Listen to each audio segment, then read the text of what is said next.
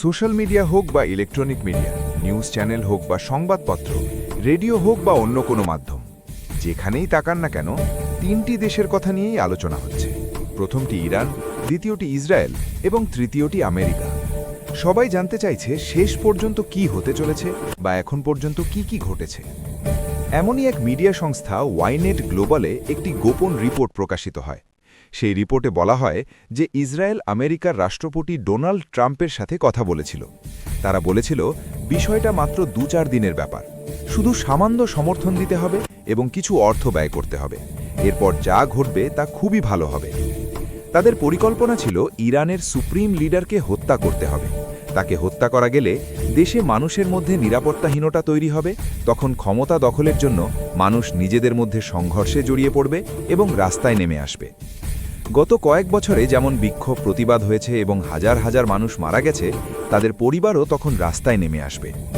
এরপর যখন পরিস্থিতি সম্পূর্ণ অস্থির হয়ে যাবে, তখন তারা হস্তক্ষেপ করবে এবং নিজেদের পছন্দের একজন ব্যক্তিকে ক্ষমতায় বসিয়ে দেবে। তখন সেই দেশের তেলও তাদের নিয়ন্ত্রণে থাকবে, গ্যাসও তাদের নিয়ন্ত্রণে থাকবে, এমনকি সেনাবাহিনীর শক্তিও তাদের নিয়ন্ত্রণে চলে আসবে। এই পরিকল্পনা অনুযায়ী বলা হয় ২৮ ফেব্রুয়ারি ২০২৬ তারিখে ইরানের রাজধানী তেহরানে অবস্থিত লিডারশিপ হাউজিং কমপ্লেক্সে মাত্র ৬০ সেকেন্ডের মধ্যে প্রায় ৩০টি বোমা ফেলা হয়।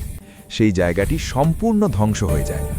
পরের দিন অর্থাৎ ১ মার্চ ২০২৬ সকাল প্রায় ৭টার দিকে শুধু সোশ্যাল মিডিয়াতেই নয়, বরং সব জায়গায় খবর ছড়িয়ে পড়ে। খবরটি ছিল, যাই হোক না কেন আয়াতুল্লাহ আলী খামেনি বেঁচে থাকার অনেক সুযোগ থাকা সত্ত্বেও পালিয়ে যাননি। তিনি চাইলে বাংকারে লুকিয়ে থাকতে পারতেন, কিন্তু তিনি নিজের দেশের জন্য জীবন দেওয়াকে বেশি সম্মানজনক মনে করেছেন। তিনি না আমেরিকার সামনে মাথা নত করেছেন, না ইসরায়েলের সামনে। যখন তার মরদেহ দাফনের জন্য নিয়ে যাওয়া হচ্ছিল, তখন হাজার হাজার নয়, লাখ লাখ নয়, কোটি কোটি মানুষ রাস্তায় নেমে আসে। তারা তার সমর্থনে স্লোগান দিতে থাকে। শুধু ইরানের ভেতরেই নয়, পৃথিবীর বিভিন্ন দেশেও মানুষ তার সমর্থনে বিক্ষোভ করে এবং তার জন্য দোয়া করে। এরপর পরিস্থিতি এমন দাঁড়ায় যে আমেরিকার মধ্যেও একটা ভয় তৈরি হয়, কারণ যদি আমেরিকা পিছিয়ে যায় তাহলে ভবিষ্যতে ইসরায়েলের জন্য বড় সমস্যা তৈরি হতে পারে, এমনটাই ধারণা করা হচ্ছে। এই যে গল্পটি বলা হচ্ছে তা ইরানের সুপ্রিম লিডার আয়াতুল্লাহ আলী খামেনিকে ঘিরে। যখন খবর ছড়ায় যে তিনি আর বেঁচে নেই এবং তাকে হত্যা করা হয়েছে, তখন বলা হয় ইসরায়েল ও আমেরিকা যৌথভাবে একটি গোপন অভিযান চালিয়েছিল। তার মৃত্যুর পর দেশের দায়িত্ব একটি ৩ সদস্যের পরিষদ গ্রহণ করে। এই পরিষদের অন্যতম সদস্য হলেন আয়াতুল্লাহ আলী রেজা আরাফি, যিনি ধর্মীয় প্রতিনিধি হিসেবে দায়িত্ব নেন। তিনি আমেরিকা ও ইসরায়েলকে সরাসরি সতর্ক করে বলেন, এই আক্রমণ আপনারাই শুরু করেছেন, আপনারাই আমাদের নেতাকে হত্যা করেছেন, আমরা কোনো অবস্থাতেই আপোস করব না, এর ফল আপনাদের ভোগ করতে হবে। তিনি আরও বলেন, ইরান উপসাগরীয় দেশগুলির দিকে ক্ষেপণাস্ত্র নিক্ষেপ করে প্রতিশোধ নেওয়ার শপথ নিয়েছে এবং সেই শপথ তারা পূরণ করবে। যখন এই খবর সোশ্যাল মিডিয়া ও নিউজ চ্যানেলে ছড়িয়ে পড়ে, তখন উপসাগরীয় দেশগুলিতে আতঙ্ক ছড়িয়ে পড়ে।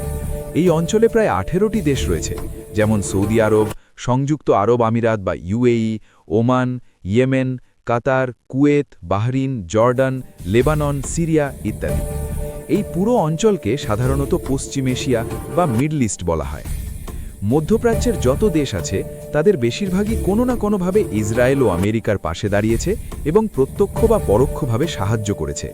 এরই মধ্যে ইরানও প্রতিশোধ নিয়েছে এবং পাল্টা আক্রমণ করেছে। ইসরায়েলের বেইট শেমেশ, তেল আভিভ, জেরুজালেম, পশ্চিম জেরুজালেম এবং উত্তর ইসরায়েল, এই সব এলাকায় ইরান ধারাবাহিকভাবে ড্রোন ও ক্ষেপণাস্ত্র পাঠিয়েছে এবং বোমা বর্ষণ করেছে। এর ফলে বলা হচ্ছে ইসরায়েলের ভেতরে প্রায় ২০০-র বেশি ভবন মারাত্মকভাবে ক্ষতিগ্রস্ত হয়েছে। ইসরায়েলের বিমান প্রতিরক্ষা ব্যবস্থাও ক্ষতিগ্রস্ত হয়েছে। অনেক আবাসিক ভবন ধ্বংস হয়ে গেছে। এছাড়া আমেরিকার সামরিক ঘাঁটিগুলোতেও হামলা করা হয়েছে, যেমন কাতারে অবস্থিত আল উদেইদ এয়ারবেস। এই ধরনের বিভিন্ন জায়গায় ইরানের পক্ষ থেকে হামলা হয়েছে, মিসাইল ছোড়া হয়েছে, ড্রোন পাঠানো হয়েছে এবং বোমা বর্ষণ করা হয়েছে। স্বাভাবিকভাবেই এতে বিশৃঙ্খলা তৈরি হয়েছে। শুরুতে মনে হচ্ছিল ইরান হয়তো খুব দুর্বল অবস্থায় পড়ে যাবে, কিন্তু বাস্তবে ইরান দুর্বল হয়ে পড়েনি। তাদের সুপ্রিম লিডার নিহত হওয়ার পরও তারা ধৈর্য ধরে একসাথে দাঁড়িয়েছে। তারা একে অপরের পাশে থেকেছে, তার জন্য দোয়া করেছে এবং শোক প্রকাশ করেছে। শুধু ইরানের ভেতরেই নয়, বিশ্বের বিভিন্ন দেশেও মানুষ রাস্তায় নেমে আসে। কোটি কোটি মানুষ সোশ্যাল মিডিয়ায় তার সমর্থনে পোস্ট করতে শুরু করে। আয়াতুল্লাহ আলী খামেনির সমর্থনে প্রচুর পোস্ট দেখা যায়, কিন্তু তার বিরুদ্ধে প্রতিবাদ বা সমালোচনার খবর খুব কম দেখা গেছে। এদিকে Bharat, Pakistan, Iraq, Yemen, Lebanon, তুর্কি এই দেশগুলিতেও মানুষ রাস্তায় নেমে আমেরিকা ও ইসরায়েলের বিরুদ্ধে প্রতিবাদ করেছে। এমনকি আমেরিকার হোয়াইট হাউসের সামনেও বিক্ষোভ হয়েছে। সেখানে মানুষ আমেরিকার প্রেসিডেন্ট ডোনাল্ড ট্রাম্পের বিরুদ্ধে ক্ষোভ প্রকাশ করেছে। তারা বলেছে, ইসরায়েলের পাশে দাঁড়িয়ে আমেরিকা ঠিক কাজ করেনি এবং এটি আন্তর্জাতিক নিয়মের বিরুদ্ধ। এই পরিস্থিতিতে যদি আমেরিকা পিছু হটে, তাহলে ইসরায়েল পুরোপুরি একা হয়ে যেতে পারে। আর ইসরায়েল যদি একা হয়ে যায়, তাহলে ভবিষ্যতে তাদের জন্য বড় সমস্যা সৃষ্টি হতে পারে, এমনটাই মনে করা হচ্ছে। কিন্তু ইরান যে উপসাগরীয় বা খাড়ি দেশগুলোর ওপর ক্ষেপণাস্ত্র হামলার শপথ নিয়েছে, তা নিয়ে ওই দেশগুলো উদ্বিগ্ন। তারা এই হুমকির নিন্দা করেছে, কারণ যদি সত্যিই হামলা হয়, তাহলে তাদের ব্যবসা বাণিজ্য বন্ধ হয়ে যেতে পারে, ভবন ধ্বংস হতে পারে এবং বড় ধরনের ক্ষতি হতে পারে। যুদ্ধ হলে এই ধরনের ক্ষতি হওয়াই স্বাভাবিক। যদি উপসাগরীয় দেশগুলোতে যুদ্ধ শুরু হয়, তাহলে ভারতেরও বড় সমস্যা হতে পারে, কারণ ভারত থেকে প্রচুর মানুষ সেখানে কাজ করতে যায়। মজদুর, ইঞ্জিনিয়ার, আইটি কোম্পানির কর্মী, নার্সিং ও স্বাস্থ্য খাতের কর্মী ইত্যাদি। যদি দুবাই ও আবুধাবির কথা বলা হয়, তাহলে সেখানে প্রায় 34 থেকে 43 লাখ ভারতীয় কাজ করছে। রিয়াদ ও জেদ্দায় প্রায় 26 থেকে 30 লাখ ভারতীয় রয়েছে। কুয়েত সিটিতে প্রায় 9 থেকে 10 লাখ ভারতীয় আছে। দোহা বা কাতারে প্রায় 7.5 থেকে 8 লাখ ভারতীয় কাজ করছে। এই পরিস্থিতিতে যুদ্ধ শুরু হলে অনেক দেশ ফ্লাইট বন্ধ করে দিয়েছে। যে কয়েকটি ফ্লাইট চলছে, তাদের ভাড়া অনেক বেড়ে গেছে। মুদ্রাস্ফীতি বাড়তে শুরু করেছে।